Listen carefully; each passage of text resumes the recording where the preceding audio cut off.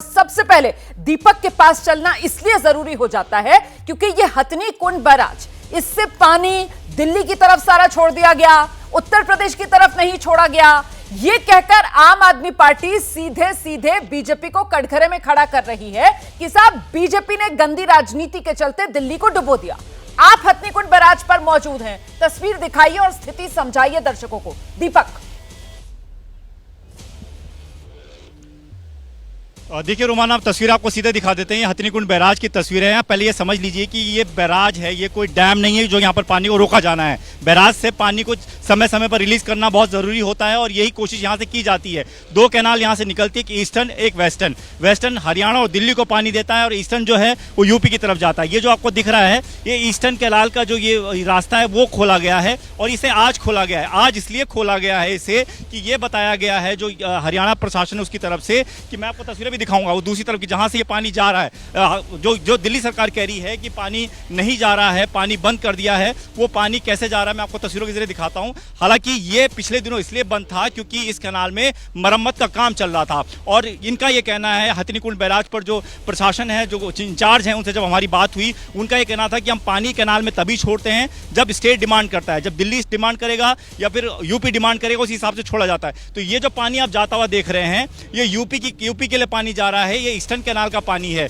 तो अब इसको इसलिए खोला गया और बंद इसलिए किया गया। रुकिए दीपक रावत, रुकिए दीपक रावत, फिर से जरा दर्शकों को क्लियर कीजिए। आप ये बता रहे हैं हथनी कुंड बैराज, जहां पर से पानी के निकलने के दो रास्ते हैं। एक रास्ता जो दिल्ली की तरफ पानी को लेकर जाता है, दूसरा रास्ता जो यूपी की तरफ सहारनपुर साइड, पश्चिमी उत्तर प्रदेश, वहां इस पानी को लेकर जाता है। आप ये कह रहे हैं कि अभी तक हथनी कुंड बैराज, क्योंकि वो बैराज है, रिजर्वोयर नहीं है, वहां पर पीछे पानी को रोक कर नहीं रख सकते हैं। इसीलिए अगर एक तय लेवल से पानी बढ़ने लगता है तो फिर हथनी कुंड बैराज में पानी रोका नहीं जा सकता है, गेट उसका खोलना ही पड़ेगा। आप ये बता रहे हैं कि अभी तक सिर्फ दिल्ली की तरफ वाले जो हथनी कुंड बैराज के गेट हैं वो खोले हुए थे, क्योंकि यूपी की तरफ वाला जो गेट है वहां मरम्मत का काम चल रहा था और आज यूपी की तरफ पानी निकासी का गेट आज खोला गया है। ये अपडेट आप दे रहे हैं दीपक?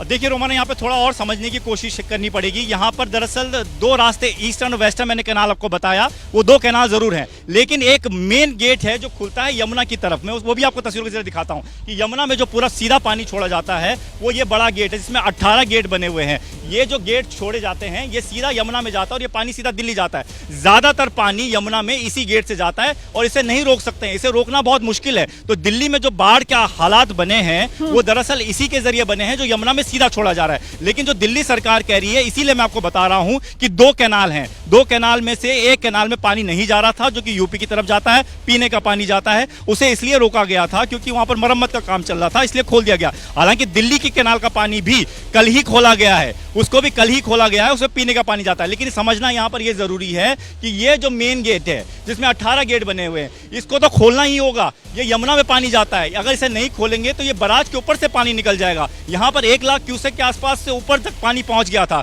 जब हिमाचल की तरफ से पानी का बहाव तरीके से अपनी बात रख दी है। आप ये बता रहे हैं कि साहब वो गेट जिससे यमुना दिल्ली की तरफ पानी आया वो तो खोलना ही खोलना पड़ेगा, मेन गेट है वो। अगर उसको ना खोला जाए तो फिर शायद ये पानी का बहाव इतना तेज हो कि बैराज को ही बहाकर ये इस तरफ दिल्ली की तरफ ले आता। बहुत शुक्रिया आपका इस अपडेट के लिए। मैं जल्दी से जरा दिल्ली में इस वक्त क्या स्थिति है, ग्राउंड रिपोर्ट जानने के लिए अंकित के पास दर्शकों को लेकर चलती हूँ। अंकित, जहां आप खड़े हुए हैं वहां पर अभी अभी घुटनों तक पानी भरा हुआ है राजघाट इलाके में। रोमाना, घुटनों तक नहीं, यहाँ पर अगर मैं आगे बढ़ जाऊँ ना तो शायद आप मुझे देख भी नहीं पाएंगे क्योंकि 8 से 10 फुट पानी है और ये राजघाट की बात है। लेकिन अगर आप आगे बढ़ेंगे ना, जहाँ पर अटल जी का समाधि स्थल है, वहां तक पहुंचेंगे तो वहां पर तो जो है कहा यह जा रहा है कि 12 से 14 फुट तक पानी है और लोग उधर जाने से भी अब कतरा रहे हैं। यहाँ पर तो फिर भी जो है कई लोग आ रहे हैं और एक तरीके से लोगों के सामने जो मुश्किलें हैं उसमें कई लोग तमाशबीन भी बने हुए हैं। ये यहाँ की तस्वीर है। लेकिन रोमाना, एक जानकारी और साझा करना चाहूंगा जो हथनी कुंड के बारे में आपने कही थी 30 सेकंड में। देखिए, जब अभी 4 दिन पहले जब मैं वहां पर मौजूद था तो वहां जानकारी यह दी गई कि हथनी कुंड जो बैराज है, यहां से जो पानी छोड़ा जा रहा है, जैसे ही 1 लाख क्यूसेक से ज्यादा होता है, हाँ। वो पूरा नदी में जाएगा। कैनाल में वो पानी नहीं जाता है, क्योंकि कैनाल की एक अपनी कैपेसिटी होती है। यमुना नदी है, हाँ। नदी में वो पानी जाएगा और इसी वजह से वो पानी आपने छोड़ा जा रहा है। और क्योंकि क्लियर कर दिया 3.5 ये लाख पूरा मामला, क्यूसेक आपने की और वहां तक क्लियर कर पहुंचेगी। दिया ये पूरा मामला। बहुत शुक्रिया अंकित गुप्ता आपका भी। पत्रकारिता कोई इमोशन नहीं है, ना अपना कोई ज्ञान देना है और ना कोई विचार थोपना है। पत्रकारिता क्या है? पत्रकारिता का मतलब है सही जानकारी इकट्ठा करना और तथ्य बताना। पत्रकारिता आज जितने महत्वपूर्ण दौर में है, शायद पहले नहीं थी। इस दौर से निकलने के लिए सिर्फ सच दिखाने की जरूरत है, वो सच जो आपके हित को आगे रखे। इसलिए अब रात 9 बजे प्राइम टाइम नहीं होगा, ये आपका टाइम है। जगविंदर पटियाल के साथ देखिए पब्लिक इंटरेस्ट 17 जुलाई से सोमवार से शुक्रवार रात 9 बजे सिर्फ एबीपी न्यूज पर।